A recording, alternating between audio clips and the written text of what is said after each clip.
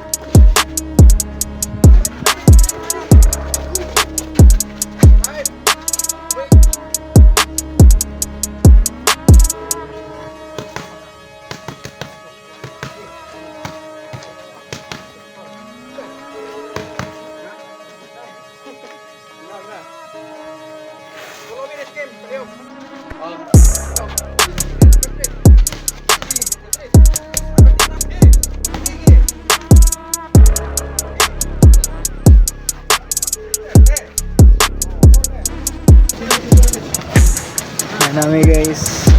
Para day sila pa. Okay.